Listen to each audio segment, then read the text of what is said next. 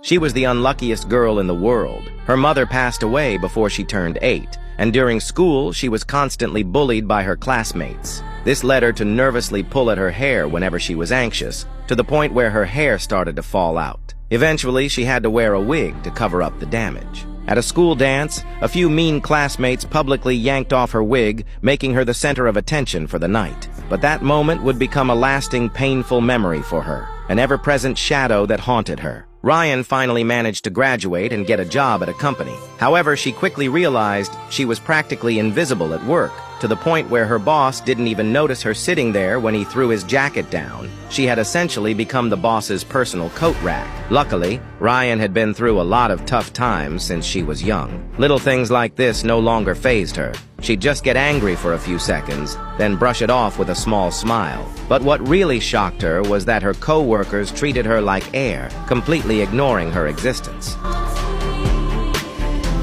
One evening, while waiting for the bus, Ryan unexpectedly ran into her ex-boyfriend on the other side of the street.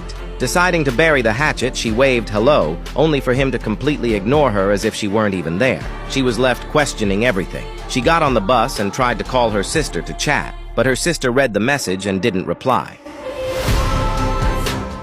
Fortunately, Ryan had a father who loved her dearly. She brought him some delicious food during her visit to the hospital, where he was being treated for a serious illness. However, when she called out to him by his bedside, he didn't respond, which terrified her. Had he passed away? Just as she was about to rush to find a doctor,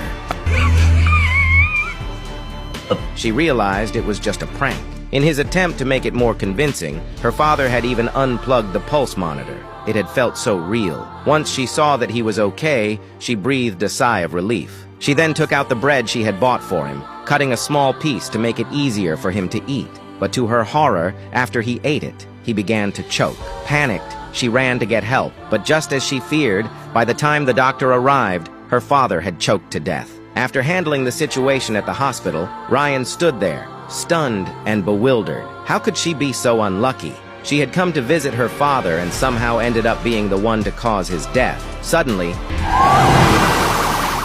if she had just been a little slower, she would have had to say goodbye to him one more time. One misfortune after another. It was all too much.